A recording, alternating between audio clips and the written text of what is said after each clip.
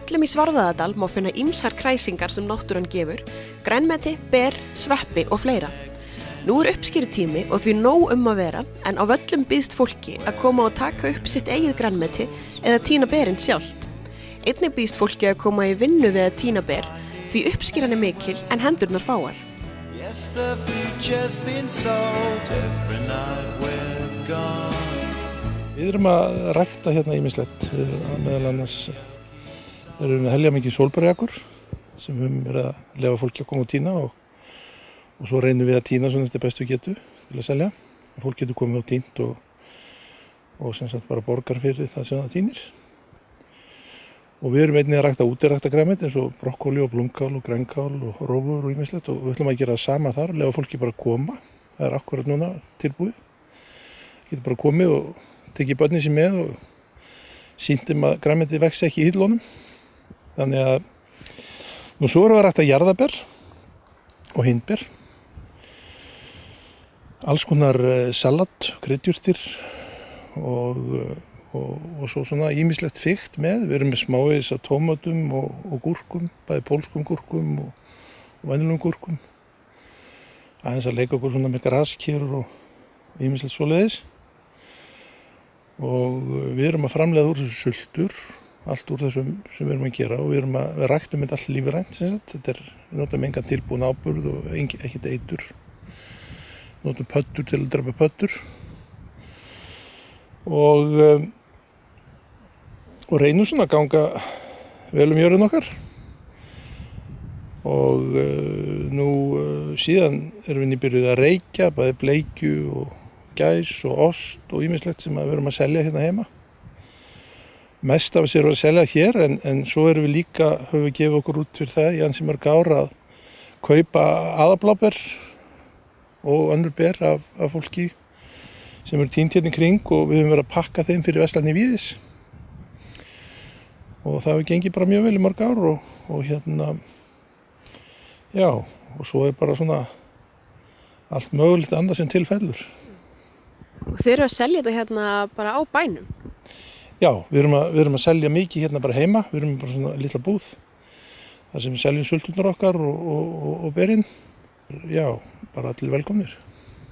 Og hafið þið gert þetta lengi að selja vörurnar hérna heima? Já, allir við séum ekki búin að gera það í svona 4 ár. Svolítið mismunandi hvað við höfum verið að selja, en núna er úrvalið alltaf aukast og ég held að fólk sé bara ánægt því það er að koma aftur og aftur. Sulturnar líka vel, það eru sykurlitlar og það er svona, við notum bara kíló ávöxt á móti hálfu kíló af rásykri. Þannig að það eru svolítið svona bragðmiklar og góðar og líka mjög vel. Og hverjir eru það sem koma að versla við ykkur?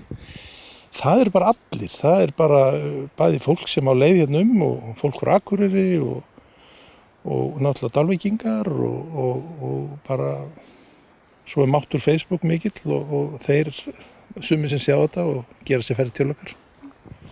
En svo varstu nú að segja mér að afurðin endi líka gjarnan á veitingastöðum hérna á svæðinu. Já, við höfum verið að selja á Siglufjörð á hótelið þar og Röðku og við höfum verið að selja hérna í Þulu á Dalvík og Bakkarbarðarsetið hérna Gísli Eiríkur Helgi sem er svona mjög skemmtilegt kaffihús á Dalvík og eins og Akureyri í Orkinans Nóa og svo sendum við á veitingastæði sem við eigum, Snaps og Jómfrúna og Nings í Reykjavík og Víði.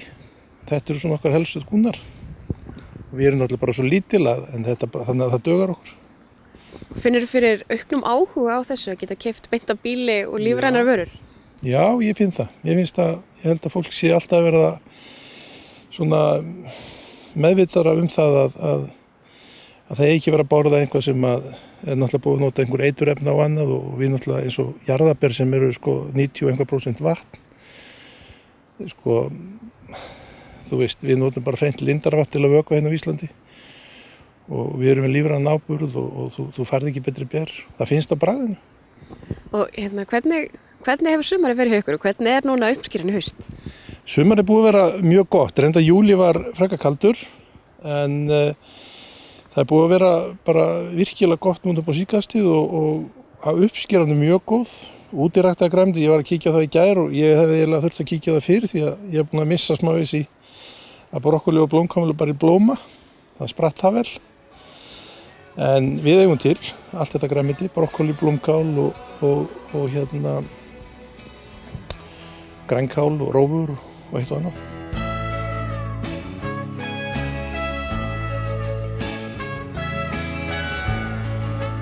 Það er eitt sem ég glemdi, það er eitt sem við erum með sem að fólk kannski veit ekki alveg það, að við höfum verið að pressa hvönn. Búin að gera því ansi mörg ár og höfum verið að mjög góðum árangri að gefa það og skaffa mönnum, sérstaklega karlmönnum sem eru með blöðruhálskirtils vandamál krabbamein jafnvel. Þannig að við erum að nýta hvönnin líka. Og svo er alltaf einhverjar skemmtilega jurtir eins og skjaldflétta og fleira sem við erum að nota sem er líka lækningajurt og mjög góð í salat og við erum að selja blómin af henni. En svo erum við líka með fiska hérna, þú varst að sýna okkur að þú varst að gefa þeim. Já, við erum þetta er svona í annað sinn sem við erum að byrja að rækta fisk. Við mistum, ég var orðin 3 kíló af fiskarnir þegar fjallið allt í henni bara opnaðist og kom bara leðja niður og drap fiskinn, þannig að ég þurfti að láta móka aftur upp í tjörnunum og við byrjuðum aftur í vor og ætlum að hugsanlega leyfa fólki að koma að veiða fisk eða nota henni í sambandi við veitingastaðlítinn sem við erum með, leyfa fólki að veiða og við handurum eitthvað úr hann, sushi eða sashimi eða eitthvað skemmtilegt, eða carpaccio eða súp, eitthvað. Það er allavega nóg í boði. Já, það er hægt að gera allt.